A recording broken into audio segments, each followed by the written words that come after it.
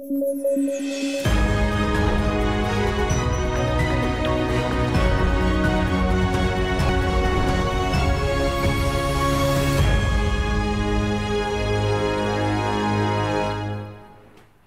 वालेकुम। प्रोग्राम सहाफ़ी में मतीउल्लाह जान। आज मेरे मेहमान शौकत बसरा, सेक्रेटरी इत्तलात PTI पंजाब, और उनके साथ तशरीफ़ रखते हैं senior journalist court reporter Saqib Bashir.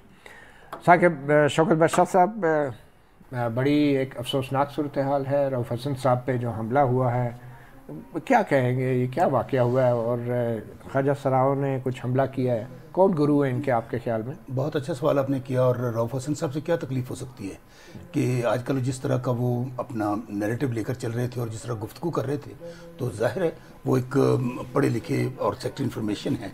तो डेफिनेटली ये वही लोग हैं इसके पीछे जो गुज़श्ता 1 साल से जो हमारे घर तोड़ रहे हैं।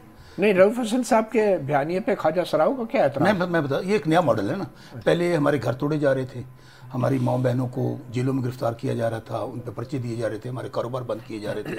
एक एक बंदे के ऊपर 50-50 FIR थी, वो एक से निकलता दूसरे में डाल देते थे। तो अभी फिर ये वही हो रहा है जो सहाफ़ियों के साथ हो रहा था, ये वही हो रहा है जो सियासी कारकुनों के साथ हो रहा था, ये वही हो रहा है जो अभी अहमद फरहाद के साथ हुआ। लेकिन अब मॉडल चेंज हो गया। उन्होंने कहा कि अब तो जजेस ने स्टैंड ले लिया, अब तो अदलिया खड़ी हो गई है, वो कहती है लाओ बंदा किधर है। अब उन्होंने ये डराने धमकाने का एक नया तरीका, बल्कि ये तो मर्डर अटैक है। आप ये देखिए कि पूरा प्लान्ड है। अगर आप उसकी फुटेज आपके पास अगर आप चला दें, वो प्लान्ड है। उसने जॉगर्स पहने हुए हैं और वो शार्प एज वेपन है। मैं एक वकील भी हूँ, और vital on the vital part of the body है। वो तो किस्मत उनकी अच्छी कि वो बच गए। और आपकी दुरुस्त बात है, देखना तो ये चाहिए इन खुसरों के पीछे इनका गुरु कौन है। और मतीउल्लाह जान, ये बहुत अलार्मिंग हम इनको ख्वाजा सरा कह के बुलाते हैं। मैं ख्वाजा सरा कह देते हैं, ख्वाजा सरा कह लेते हैं, चले वो लफ्ज़ अगर ठीक नहीं है।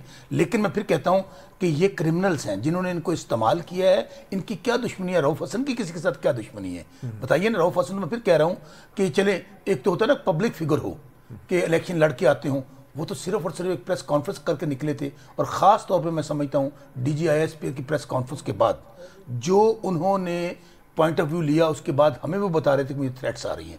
बल्कि मैं इससे अगली बात आपको बता दूँ, एक दिन पहले भी इन्हीं ख्वाजा सराओं ने उनको चेज़ किया है। अच्छा, इन्हीं ख्वाजा सराओं ने चेज़ किया है। और पूरी जैसे गाड़ियों में चेज़ किया वो नहीं सिर्फ उनके नजर आ रहे हैं, वो जब फुटेज आ गई है उसकी, अच्छा, कि वो अपनी गाड़ी में प्रोग्राम करके बैठने लगे हैं या कहीं से निकले हैं। मेरे पास अभी मैं जब अच्छा, प्रोग्राम में बैठा हूँ, वही 3 ख्वाजा सरा उनकी गाड़ी के पास चले रहे हैं और उनसे क्रॉस टॉक कर रहे हैं। तो बहुत ये अलार्मिंग सूरत हाल है। और मैं फिर आपको कह रहा हूँ कि ये पाकिस्तान बदल गया है। आप ये समझते हैं कि जो ये कठपुतली हुकूमत है, जो नाकाम निज़ाम है, और जो इस वक्त ख़ास तौर पे ये लोग जो पिटे हुए हैं, ये अवाम के नुमाइंदे नहीं है, कभी आप सहाफ़त का गला घूंटने की कोशिश करते हैं। बहरहाल आपकी कोई ख्वाजा सराओं से लड़ाई तो नहीं है? मैं फिर कह रहा हूँ, जंग आपकी इनके साथ तो नहीं है। ये जिन्होंने करवाया, मैं बार बार कह रहा हूँ कि ये मॉडल चेंज हुआ है। आप ये कह रहे हैं कि ख्वाजा सराओं को इस्तेमाल किया जा रहा है? 100% इस्तेमाल तो सियासी जमातें भी होती रही हैं बशमूल आपकी जमात के।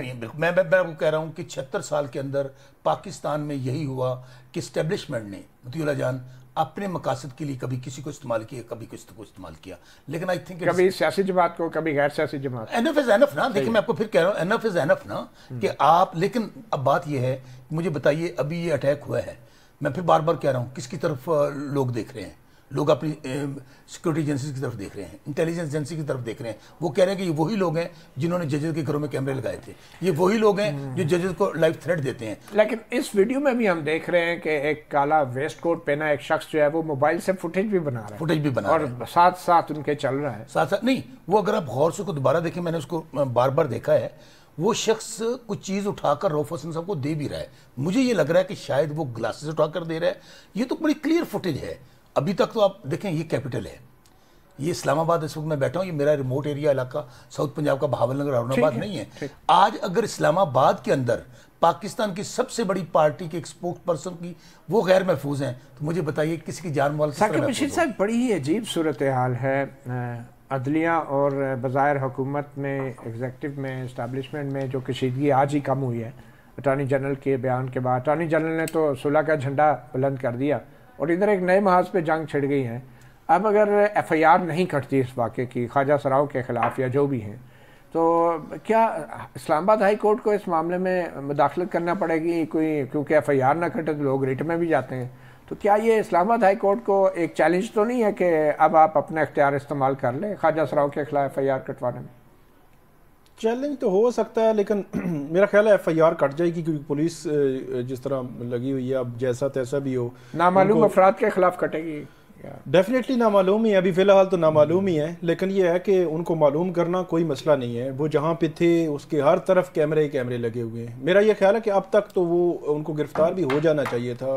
मतलब अजीब है कि अभी तक गिरफ़्तार भी नहीं हुए, और जो लोग भी हैं उनके पीछे भी जो है, जो जैसा भी है, मेरा ख्याल लॉजिकल एंड तक पहुँचना चाहिए। ये कहीं हमारी अदलिया को ख्वाजा सराओं के खिलाफ इश्तिहाल तो नहीं दिलाया जा रहा?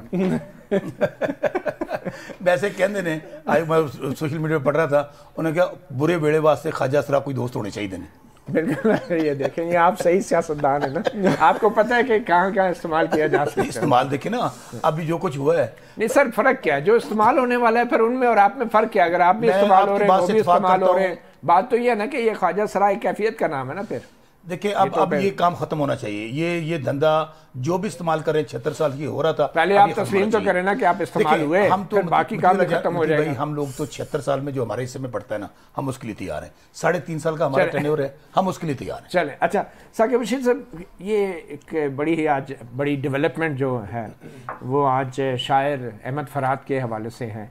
अटॉर्नी जनरल ने गारंटी दी है, एश्योरेंस दी है, यकीन दहानी कराई है कि जुमे तक बंदा वापस आ जाएगा, मगर साथ ही उन्होंने कहा कि वो बंदा हमारे पास नहीं है, वो ISI के पास भी नहीं है। तो इस गारंटी को आप कैसे देखते हैं? इस गारंटी की क्या कानूनी हैसियत है और कैसे हाई कोर्ट के एक मुअज़्ज़ज़ जज ने इस गारंटी को बाकायदा जो है कार्रवाई का हिस्सा बनाया? ये कैसे मुमकिन हुआ? असल में कल जब अदालत के सामने ये मामला आया था कि जब जो फलकनाज हैं उनकी जानिब से कहा गया कि फलकनाज साहब जो ब्रिगेडियर फलकनाज जो डिफेंस मिनिस्ट्री के नुमाइंदा हैं, जो लीगल मैटर्स में पेश होते हैं, तो उन्होंने कल जब अदालत को ये कहा कि मैंने चेक कर लिया है, जो वजारत दिफा के अंडर जो एजेंसीज हैं उनके पास नहीं है अहमद फरहाद। तो उसके बाद जस्टिस मोहसिन अख्तर गिलानी ने जो ऑर्डर भी पास किया, जो रिमार्क्स भी दिए थे, उसमें यही था कि उनका इसका मतलब ये है कि ये मामला इनसे निकल गया है। उसका डायरेक्टली एंड डायरेक्टली वो ये कह रहे थे, इट मीन कि आपका फेलियर है, कि आपको पता ही नहीं है कि मतलब IB, ISI, MI, special branch, police, किसी को पता ही नहीं है कि इस्लामाबाद से एक बंदा जो है लापता हो गया, वो पूरे मतलब फेलियर हो गया ना पूरे सिस्टम का। तो वो जो सेक्रेटरी दिफा को बुलाया गया था, अगरचे वो नहीं आए, सेक्रेटरी दाखिला अटॉर्नी जनरल ने कहा कि शायद वो अलील है, शायद उन्होंने कहा कि शायद उनकी जो सेहत थोड़ा सा, तो वो नहीं आए। लेकिन उसमें मेरा ये ख्याल है कि वो मामला उस तरफ लेकर जा रहे थे। अब अटॉर्नी जनरल ने जो यकीन दहानी कराई है, वो शायद अटॉर्नी जनरल थोड़ा सा मामले को कूल डाउन भी कराना चाह रहे थे कि चीज़ें कूल डाउन की किसके दरमियान कूल डाउन करवा रहे हैं, क्या मसला क्या? और फिर अटॉर्नी जनरल ने इतने एतमाद से कैसे कह दिया कि जुमे को बंदा वापस? अब ये अटॉर्नी जनरल बता सकते हैं, हो सकता है उनके पास कोई इन्फॉर्मेशन भी हो किसी जो वो अदालत से छुपा रहे थे। डेफिनेटली हो सकता है, मतलब इतने एतमाद से उन्होंने कहा है कि इस किस्म की नहीं, लेकिन अदालत ने कबूल कैसे कर लिया अटॉर्नी जनरल के स्टेटमेंट? वो पूछते हैं कि या तो आपके पास है या नहीं है, आप कौन होते हैं गारंटी देने वाले? अब अदालत ने इसलिए भी कर लिया होगा कि मुल्क के सबसे बड़े लॉ ऑफिसर हैं, अटॉर्नी जनरल हैं, हुकूमत की जानिब से उन्होंने एक दे रहे हैं यकीन दहानी, पहली दफ़ा उन्होंने करवाई है। मतलब पिछली 4, 5, 6 हियरिंग्स में आप देखें कि कोई ऐसा बंदा नहीं आया। पुलिस आई है, उन्होंने कहा हमने इन्वेस्टिगेशन अब ये कर लिया है, वो कर लिया है, लेकिन किसी ने भी इस किस्म की एश्योरेंस नहीं दी। तो फर्स्ट टाइम अगर एक आया है बंदा, तो मेरा यह ख्याल है कि अदालत ने फिर कहा कि ठीक है, हम 2 दिन जो है वो इंतजार कर लेते हैं। इसका मतलब है एक और इस्लामाबाद हाई कोर्ट से एक और केस खत्म हो जाएगा और कभी कोई ठोस फैसला नहीं आएगा लापता अफराद के हवाले से। ठोस फैसले की जहाँ तक आप बात करते हैं, 2 फैसले तो ठोस दिए हुए हैं जस्टिस अतर मिनल्ला ने और जस्टिस कियानी ने। 2018-19 के फैसले हैं जिसमें बाकायदा जो पूरी एक चेन थी, उनको जुर्माने भी किए गए थे, उनके खिलाफ डिसिप्लिनरी प्रोसीडिंग्स की, डिपार्टमेंटल प्रोसीडिंग्स की बात भी की गई थी। और वो फैसले ICA में चैलेंज हुए। चीफ जस्टिस आमिर फारूक और जस्टिस मियां गुल हसन औरंगजेब का वो बेंच है, उस बेंच में कोई 18-20 केसेस इकट्ठे किए हुए हैं। पिछले 4 साल से 3 साल से वो केसेस पेंडिंग जा रहे हैं। तो ये मामला होता है ना, पर एक सिंगल जज फैसला कर देगा और डिवीजन बेंच जो है वो उस पर करते ही नहीं, आगे चलाता ही नहीं। अब वो बड़े सॉलिड फैसले, मेरा ये ख्याल है कि उसको चलने देते, फैसले देते जाए, सुप्रीम कोर्ट तक जाए मामला, फिर देखते हैं कि उसमें क्या होगा। तो वो चीज़ रुकी हुई है। इस बात पे मैं एक बात ऐड करूं, ये किस तरह पता चला कि उनके पास बंदा है और इन्फॉर्मेशन मिल गई? खुल के बात करें आप दोनों, माशाल्लाह पाकिस्तान का बहुत बड़ा नाम है। उनकी मिसेज ने नहीं कहा कि मुझे कॉल आई ISA की तरफ से मेरे व्हाट्सएप के ऊपर कि आप अपनी एप्लीकेशन तो वापस आप ले लें। ऑर्डर का हिस्सा बन गए। क्या एप्लीकेशन वापस ले वो लें, अलर्ज किया उन्होंने, एप्लीकेशन वापस ले उन्होंने लें, इल्ज़ाम तो लगाया। हम प्रोड्यूस कर देते हैं। और यानी वो बयान भी रिकॉर्ड हो गया, लेकिन कोई बात नहीं है कि शायद इस शायर का मामला भी कहीं जो है ना बेचारे ख्वाजा सराओं के ऊपर ना डाल दिया जाए तो फिर अदालत पूछ ले उनको बुला के। बट एनीवे एक छोटी सी ब्रेक लेंगे, ब्रेक के बाद एक बड़ी खबर तहरीक इंसाफ के लिए शौकत बसरा साहब जो है हमारे साथ मौजूद हैं। इमरान खान के मुबैना बेटी टेरियन वाइट के हवाले से जो रिट दरख्वास्त थी उस दरख्वास्त को खारिज कर दिया गया है और ये बज़ाहिर इमरान खान की एक बहुत बड़ी कानूनी फतह है, लेकिन उनके कौन से मौक़िफ़ की ये अभी भी एक सवालिया निशान है। एक छोटी सी ब्रेक के बाद।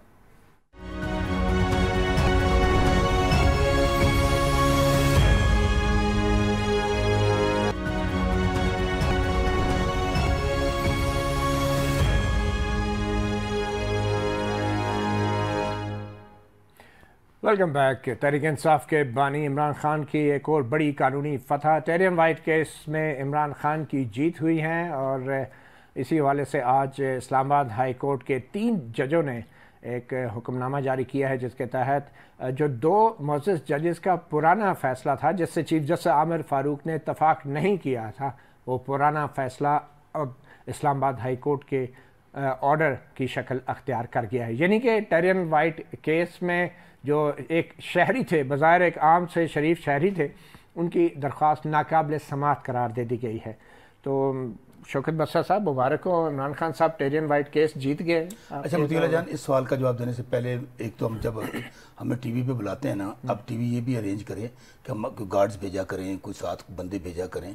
वो मैं भी यकीन माने अभी आ रहा था ना, मैं तो अकेला था, तो मैं देख रहा था राइट लेफ्ट कोई ख्वाजा सरा ना खड़े हों, कोई नामालूम ना खड़े हों और पता ये चले कि थोड़ी देर बाद मेरे साथ भी वही हुआ है। तो ये हमारी आपसे रिक्वेस्ट है टीवी चैनल वालों से, कैमरे शैमरे लगा के रखा करें, अच्छी वीडियो बन जाती है। यही तो मैं कह रहा हूँ, टीवी चैनल वालों से रिक्वेस्ट है कि खुदारा भी जो ये नया मॉडल आया है, क्योंकि ये नया मॉडल सिर्फ उन लोगों पर आएगा, साथियों पर आएगा, उन जजेस पर आएगा, उन सियासी कारकुनों पर आएगा जो बोलेंगे इस जाली निज़ाम के खिलाफ। अच्छा, दूसरी बात यह है कि ये केस तो मेरे ख्याल में जब मेजॉरिटी का फैसला आ गया था, पहले 2 जजेस ने आपने बताया, उस वक्त इसकी कानूनी हैसियत कोई नहीं तो इमरान खान के मौक़िफ़ की जीत है। अच्छा नहीं, मैं बताऊँ आपको मुतीला जान, बात यह है कि पाकिस्तान में ये जो निज़ाम अदल है ना, इसको मेरे ख्याल में अल्लाह करे ये दुरुस्त हो जाए। ये बताएं टेरियन वाइट केस में इमरान खान का मौक़िफ़ क्या था? मुतीला जान, मैं एक बात पूरी कर लूँ। आज आप देखें ना, हमारी अदलिया 137वें नंबर पर है और बदकिस्मती से पाकिस्तान में यही सबसे बड़ा मसला है कि जो ताकतवर है, जो बड़े ओहदे वाला है, जो बड़े पैसे, ज़्यादा पैसे वाला है, उसके लिए कोई कानून नहीं, कोई आइन नहीं है। अभी अब शौकत बसरा आपके सामने खड़ा है, बैठा है ना, मेरे ऊपर 40-50 FIR हैं और वो जाली निज़ाम। अभी ये भी मैं टेरियन वाइट केस की तरफ आ जाए, उसमें इमरान खान का मौक़िफ़ क्या था? अच्छा, मौक़िफ़ तो मैं फिर कह रहा हूँ कि आज मेरे ख्याल में उन्होंने जजमेंट जब आ जाएगी, वो आ गई है अभी नहीं, जजमेंट से मुराद नाकाबिल समाअत है ना, तो खान साहब का मौक़िफ़ क्या था? उन्होंने नाकाबिल समाअत कहते तो मैं की तबसरा करा समझे ना जरा। जब अदालत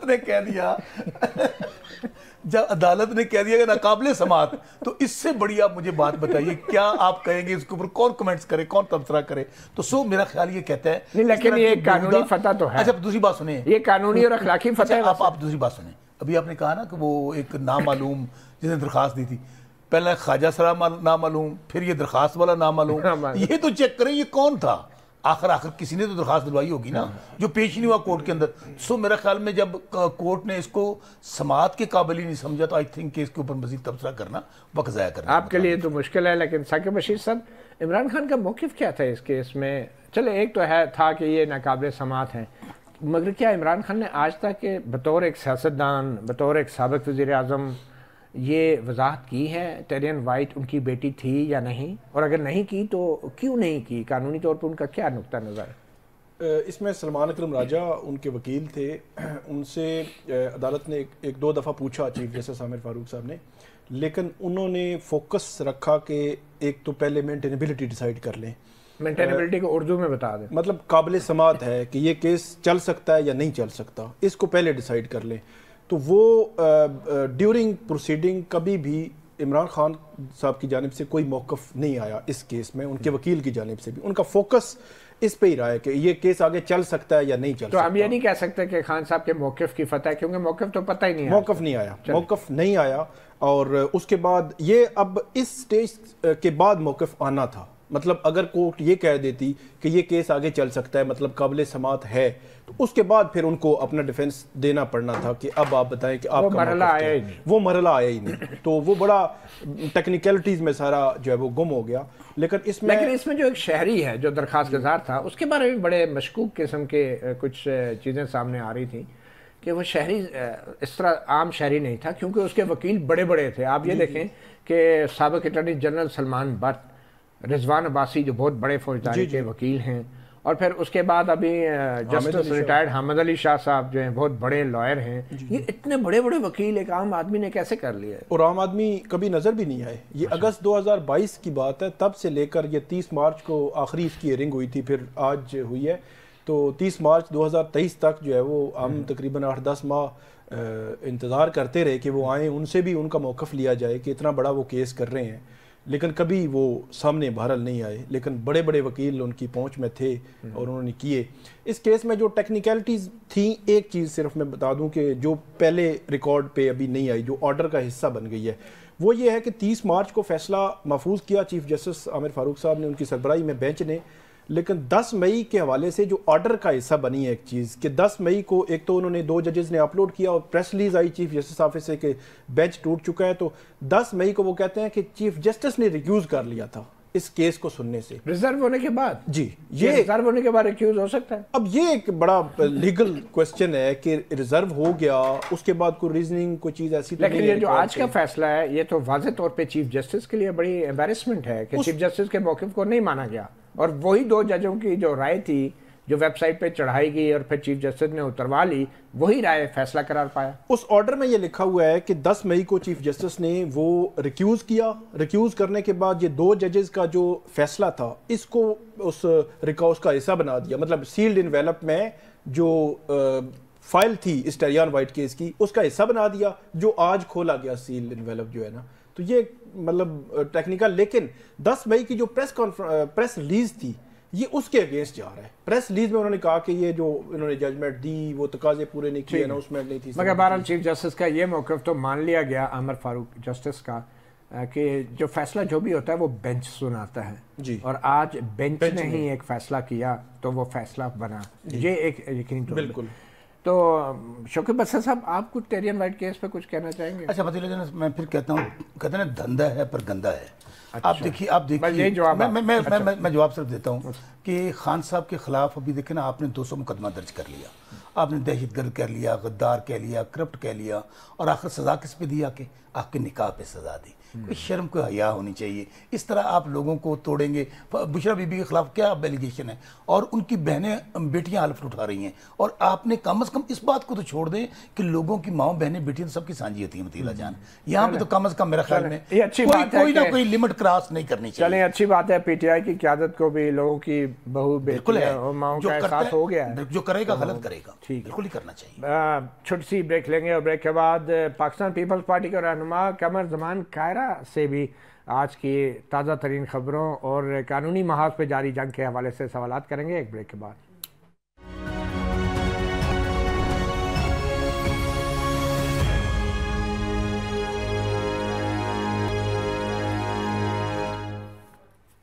वेलकम बैक। सहाफ़ी प्रोग्राम में हमें ज्वाइन किए पाकिस्तान पीपल्स पार्टी के रहनुमा कमर जमान कायरा साहब ने। कायरा साहब, बहुत शुक्रिया। बड़ा वाक़या है, रऊफ़ हसन साहब पे हमला हुआ है और वो ज़ख्मी हुए हैं, और आपकी हुकूमत है, आपकी इत्तेहादी हुकूमत है। इस मामले पे मैं तो यकीनन आप इल्ज़ाम महज नून लीग पे नहीं डाल सकते, तो क्या कहेंगे आप? इस हमले की तहकीकात कहाँ तक जानी चाहिए, और ये अगर ख्वाजा सराउन ने हमला किया भी है तो आपकी राय में इसके पीछे गुरु कौन लोग हो सकते हैं इनके? पहली बात तो मतीला साहब, यकीनन ये काबिल मजम्मत है, सख्त काबिल मजम्मत बात है। रऊफ हसन साहब एक नामवर आदमी है, वो एक सियासी कारकुन है, एक दानिशवर है। उनके नुक्ता नज़र से इख्तलाफ हो सकता है, शदीद मुबाहिसा किया जा सकता है, लेकिन ये कोई तरीका बिल्कुल कतन किसी तरह काबिल कबूल नहीं हो सकता। और हम तो हमेशा इस बात के दाई रहे हैं कि नफरतों को लोएस्ट लेवल पर रखना चाहिए। हम सियासी हिद्दत को और या सियासी नफरत को जितना बढ़ाते चले जाएंगे, उसके शादसाने ना समाज के लिए ना अफराद के लिए किसी सूरत बेहतर नहीं होंगे। ये हमारे सबके लिए लम्हा फिक्रिया है और सियासत के अंदर तलखी ये बहुत अरसे से है, ये कोई नई नहीं है, लेकिन जितनी तलखी अब पिछले चंद सालों के अंदर बढ़ गई है और सोशल मीडिया पे भी, मीडिया पे भी, फिजिकली भी लोगों ने जो रवैया इख्तियार कर लिया है वो तशद्दुद का रवैया है। तो सियासत में तशद्दुद को जूं जूं फरोग मिलेगा उसके ये गांडे तो बनते चले जाएंगे।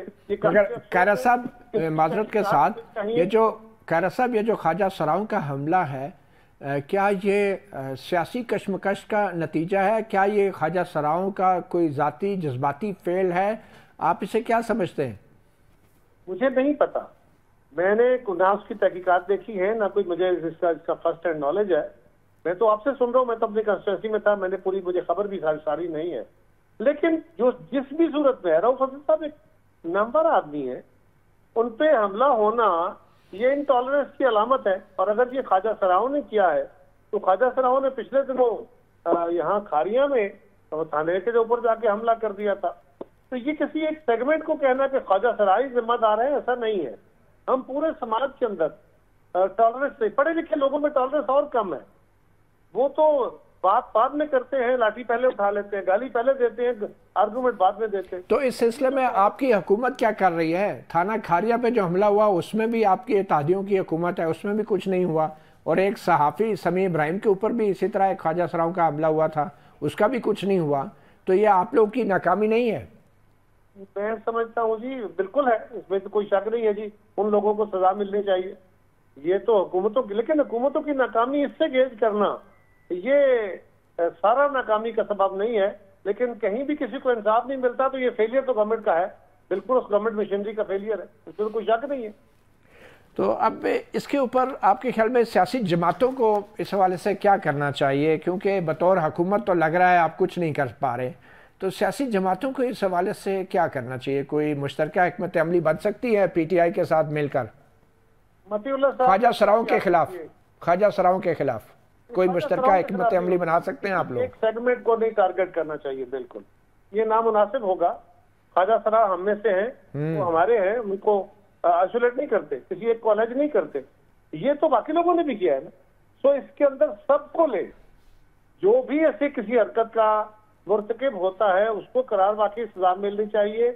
रही बात, हम कुछ नहीं कर रहे, जिस दिन गवर्नमेंट ने सख्त मेजर्स लिए, किसी ने जाके गवाहियां नहीं देनी और अदालतों में जाके केस साबित नहीं होने, और अगर पुलिस ने डंडेमारी की तो फिर बतियल्लाह आप ही खड़े होंगे, मैं ही खड़े होंगे और हम कह रहे होंगे कि ये हाई हैंडेडनेस है। तो ये एक ऐसा काम है, एक ऐसा इशू है कि आप हुकूमत की जगह बैठ के फैसला करने वाले हो तो मतीउल्लाह की तरह बात न कर सके।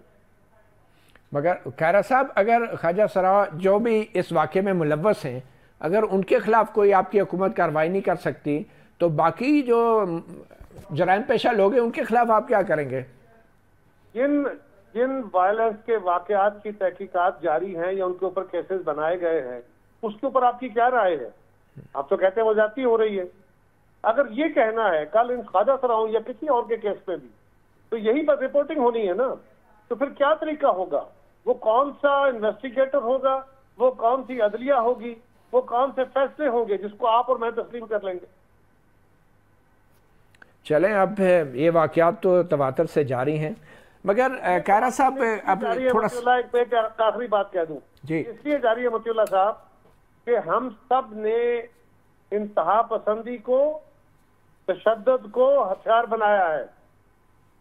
आपके यहाँ भी मसालेदार प्रोग्राम हो तो नहीं चलता, हमारे यहाँ भी ऑनेस्टली बातें की जाए तो लोग सुनने को तैयार नहीं होते। माँ बहन की गालियां ज्यादा चलती हैं और फर्दो नसायत कम सुने जाते हैं। अगर कोई ऑनेस्टली यहाँ नौकरी करना चाहता है तो हम उसकी जिंदगी अजाब बना देते हैं। इस समाज के अंदर कोई मजहबी बंदा अगर आपको अकल की बात सुनाना चाहता है उसकी जिंदगी खतरे में होती है। तो ये सब ने, हमने मिल के हालात ऐसे किए हैं। अगर हम आइन का एहतराम नहीं करेंगे, कानून का एहतराम नहीं करेंगे, दूसरों से हम कानून के एहतराम का तवक्को करेंगे और खुद हम कोर्ट के ऊपर अमल नहीं कर रहे होंगे तो क्या होगा? ठीक है, मगर कैरा साहब यकीनन कम से कम ख्वाजा सराओं पे तो आइन का नफाज कर लेना चाहिए आपकी हुकूमत को। आपने बहुत दफा ख्वाजा सराओं का जिक्र किया, मैं आपसे गुजारिश करूंगा ये ख्वाजा सराओं का लफ्ज निकाले इसमें से, तो इसका कोई मतबादल बता दें। ख्वाजा सरा तो इंतहाई मुनासिब और यही मेरे ख्याल में ज़ेर इस्तेमाल लफ्ज़ है और टर्म है। सर मेरा इशू ये नहीं है, मेरा इशू ये है कि इस तरह के वाकयात मर्द भी करते हैं और ख्वाजा सरा भी करते हैं, लड़के भी करते हैं, लड़कियां भी करती हैं। ये बात दुरुस्त है, भी ऐसे वाकये में मुलव्वस है, बिल्कुल दुरुस्त है। चलें अब ये बताएं कि दूसरी तरफ अगर आप बुरा ना मनाएं तो नून लीग और पीपल्स पार्टी भी सहाफ़ियों पे हमलावर लगती है, आज़ादी सहाफ़त पे हमलावर लग रही है। पंजाब असम्बली में जो कानून पास हुआ है, क्या बुराई थी अगर सहाफ़ियों से मुशावरत कर लेते इस कानून के पास करने से पहले? क्या वजह है कि मुशावरत नहीं की गई आपकी हुकूमत ने? मुझे तो नहीं पता, मेरी हुकूमत नहीं है। आपकी इत्तेहादी हुकूमत नहीं है पंजाब में, आप उनके साथ नहीं है। मेरी इत्तेहादी हुकूमत इतनी है कि मैं उनकी हुकूमत बनाने में सर जितनी भी है, मैं सिर्फ ये कह रहा हूँ कि मुशावरत होनी चाहिए थी या नहीं, और आपकी पार्टी क्यों सपोर्ट कर रही है पंजाब असम्बली में इस बिल को बगैर मुशावरत के?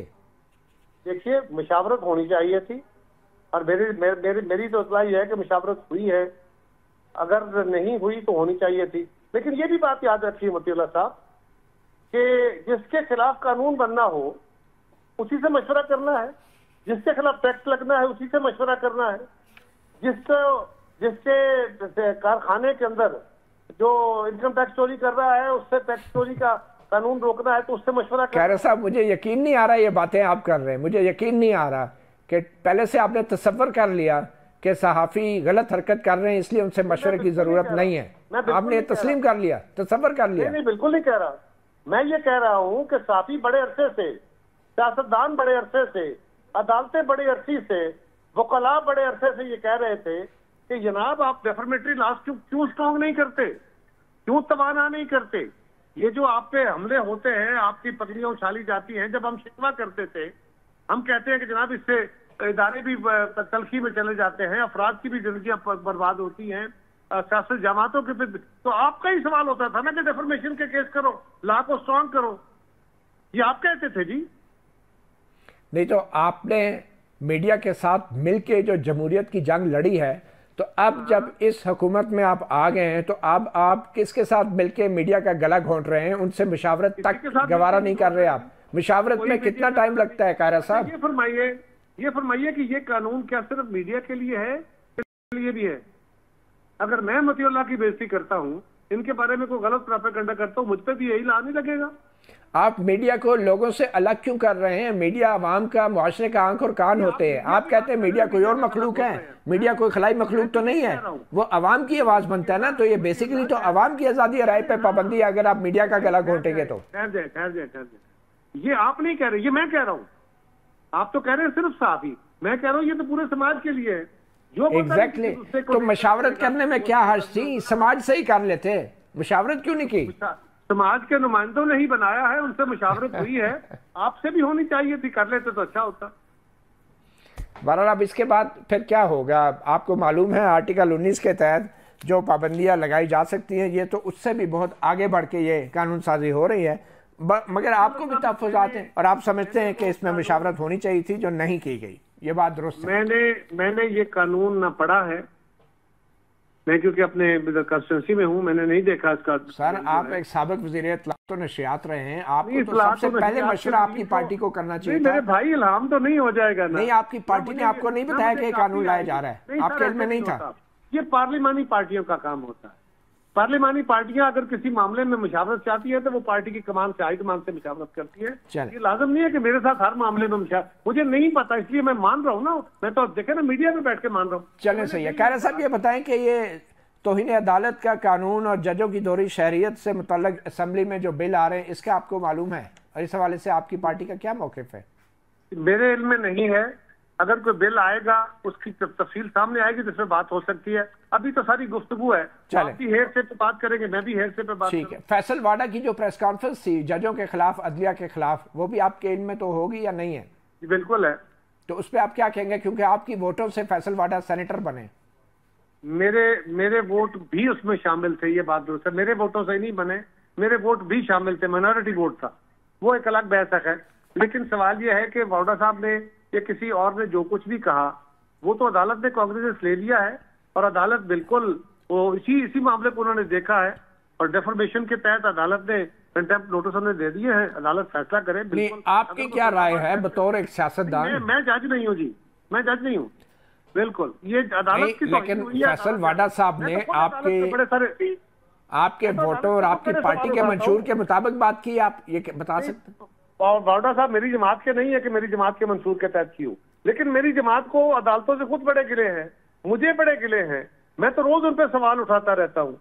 बावड़ा साहब ने उठाया, उनका लहजा, उनके अल्फाज अपने हैं, तो वो अपने भुगतेंगे, इसमें मेरी जमात का क्या ताल्लुक हो गया? सही, लेकिन आपकी जमात ने जो वोट दिए हैं, आपको मालूम था ना कि पहले ये पीटीआई की तरफ से आ रहे थे, और असल में ये ना तो आपकी पार्टी के ना पीटीआई के, ये भी आप जानते हैं। अच्छा, ये भी आप जानते हैं कि ये पीटीआई की तरफ से आ रहे थे, तो फिर पीटीआई ये जिस तरफ से भी है, फिर माजी में भी उसी तरफ से आ रहे थे। माजी में नहीं, आप ऐसे ना करें ना जी, इसके मतलब पीटीआई में भी उसी तरफ से आए थे। चले, दूसरी बात यह है कि ये एमक्यूएम की तरफ भी थे, हमारे तो चंद वोट मिले, मेजॉरिटी वोट तो एमक्यूएम के थे। क्या ये कहना गलत होगा कि इस वक्त क्योंकि आपको भी गिले हैं बड़े अदलिया से, तो तकरीबन सारे ही हुक्मरान जो इत्तेहाद है वो फैसल वाडा है? बिल्कुल नामुनासिब बात है, ये बिल्कुल नामुनासिब बात है। हम अपने गिले अपने रंग में करते हैं, बिल्कुल ऐसी बात ना करें। मैं तो बिल्कुल, हमें अदालतों से गिले भी हैं और हम अदालतों में जाके केस करते हैं, हम अदालतों के खिलाफ बातें इस तरह नहीं करते। हाँ, मैं बिल्कुल बड़ा जोर से कहूंगा, अगर इसी मामले में जिस तरह कल और आज की प्रोसीडिंग्स हुई हैं, तो मैं जज साहब से गुजारिश करूंगा कि जनाब आपका काम यूं कमेंट्रियां करना नहीं है कि जो मिनट मिनट लम्हा रिपोर्टिंग हो रही है। सर, आप कभी खैरा साहब, आप कभी लापता अफराद के हवाले से इतने जज्बाती नहीं हुए जितना आप एस्टेब्लिशमेंट के लिए हो रहे हैं? मैं बिल्कुल जज्बाती नहीं हूँ जी, मैं आपके नुक्ते सवाल पे मैं जज्बाती हुआ हूँ, क्योंकि आपका लहजा भी उसी तरह है ना, तो फिर उसी लहजे में थोड़ा बहुत जवाब देना पड़ता है। तो गुजारिश ये है मती अल्लाह साहब कि जो मैंने बात कही है मैं अब भी कहने लगा हूँ, जज साहबान का हक है कि वो जिसको चाहे बुलाएं, अगर किसी को समझते हैं कि उसको कंटेम्प्ट का नोटिस लेना, बिल्कुल दे और उसको बुला के अदालत के कटहरे में खड़ा करे। नहीं आता तो एक्स पार्टी उसके खिलाफ प्रोसीडिंग करके उसके खिलाफ जजमेंट दे। ये कौन सा तरीका है, कौन सा कानून जज साहबान को ये इख्तियार देता है कि वो अदालत के अंदर बैठे इस तरह की तकरीर करे? बहुत शुक्रिया खैरा साहब, कानून इजाज़त नहीं देता, मगर जज साहब के इन्हीं रिमार्क्स की वजह से आपके अटॉर्नी जनरल ने यकीन दहानी कराई है कि एक शायर अहमद फरहाद जुमे तक घर वापस आ जाएंगे। बहुत शुक्रिया। साफ़ी प्रोग्राम को वक्त देने का, इजाज़त दीजिए, अल्लाह हाफिज़।